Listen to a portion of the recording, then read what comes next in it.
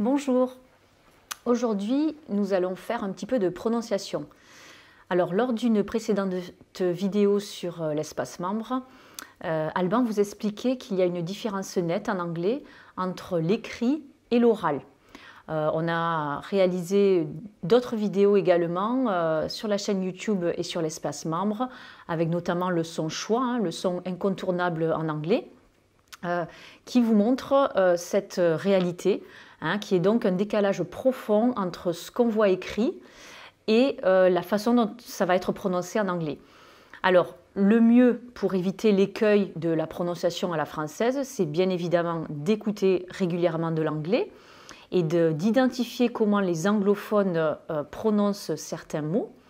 Mais si on a quelques tips, quelques astuces, c'est beaucoup mieux pour surpasser cette étape et cette difficulté.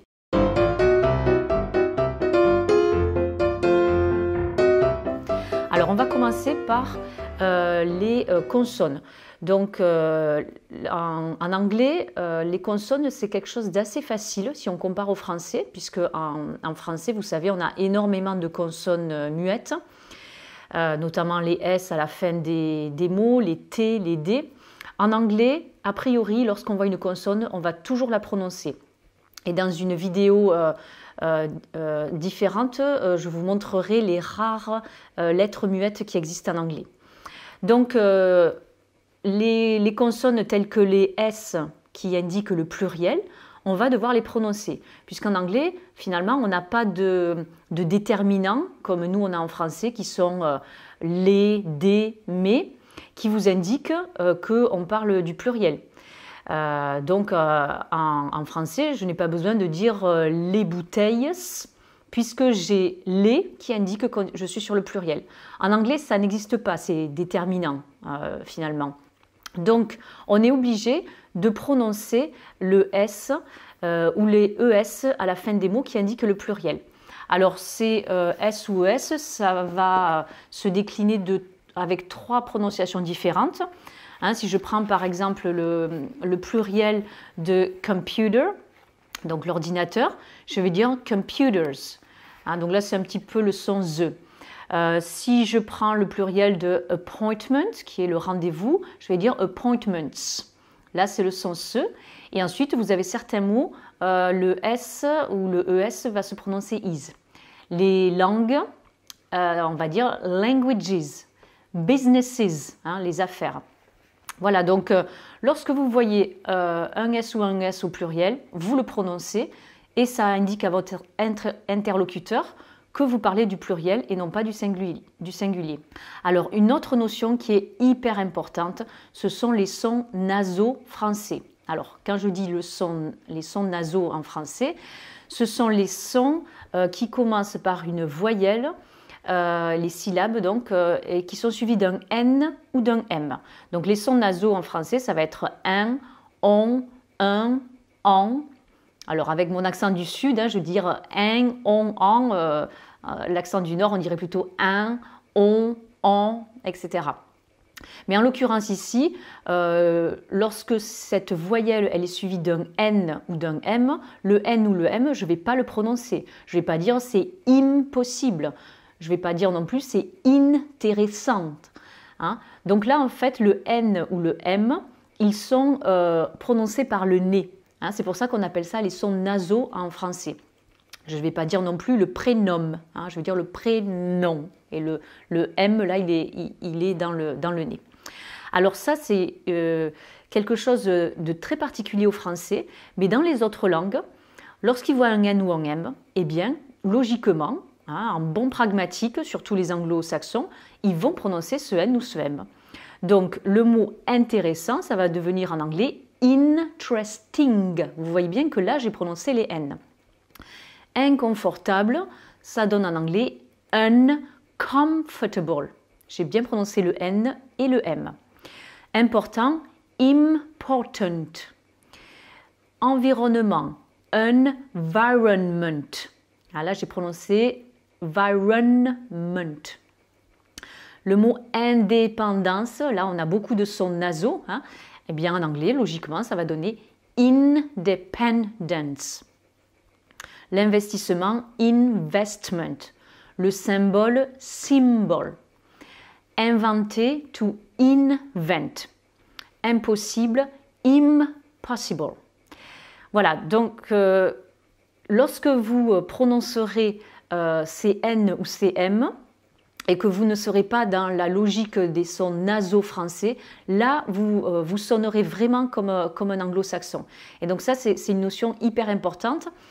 Et vous voyez, j'enseigne le français également à des étrangers.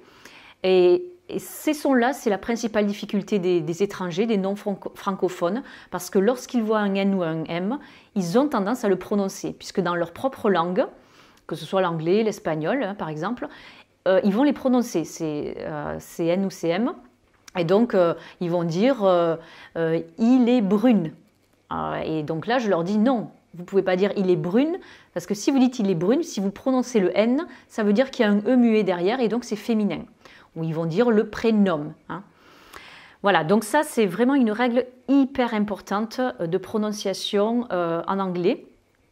Alors une autre règle qui consiste à dire il faut prononcer les consonnes, ça va être le H, hein, le fameux H en anglais qu'on va prononcer évidemment là où nous en français ce sont des H muets ou aspirés. Ce H, on va le faire avec une colonne d'air qui passe dans la gorge et donc un adjectif très utilisé en anglais qui veut dire immense, grand, on va dire it's huge, hein? Donc H-U-G-E, it's huge. Là, on sent bien qu'il y a quelque chose qui passe dans la gorge. Lorsqu'on a des H à l'intérieur des mots, c'est la même chose, on va les prononcer et souvent, c'est sur cette syllabe qu'on va porter l'accent. Hein, donc, le comportement, on va dire the behavior. Peut-être, perhaps.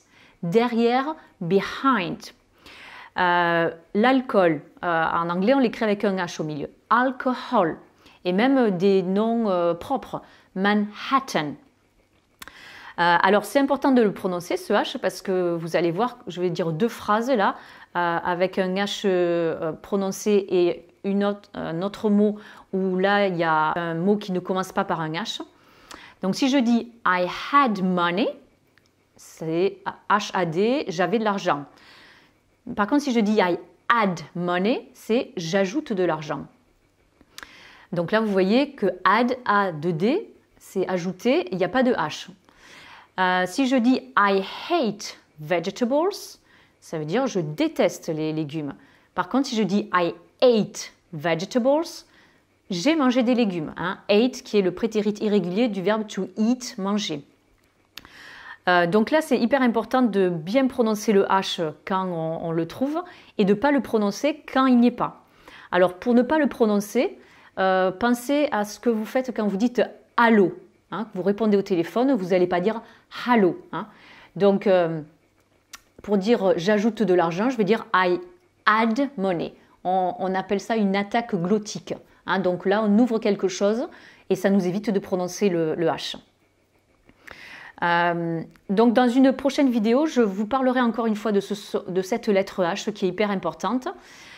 Toutes ces règles de prononciation qui vont faire l'objet d'autres vidéos, je vous conseille encore une fois d'aller sur l'espace membre où il y a bon nombre de vidéos qui touchent à la prononciation. De vous référer aussi à mon deuxième livre qui est sorti récemment, L'anglais professionnel, toutes les clés pour mieux communiquer en anglais, aux éditions Ellipse. Et donc vous avez, si vous allez sur le site Ellipse, vous avez des enregistrements, donc je me suis enregistrée en train de dire toutes ces règles de prononciation. Et également, n'hésitez pas à aller sur le site Forvo, F-O-R-V-O, dont je vous ai déjà parlé, qui vous oriente sur les différentes prononciations d'un mot. Donc pour un même mot, vous avez un Britannique, un Américain, une Australienne par exemple, qui se sont enregistrés en train de dire ce mot. Donc là, vous avez une diversité de prononciation pour un même mot en anglais. En attendant, je vous dis à très bientôt pour d'autres vidéos sur la prononciation.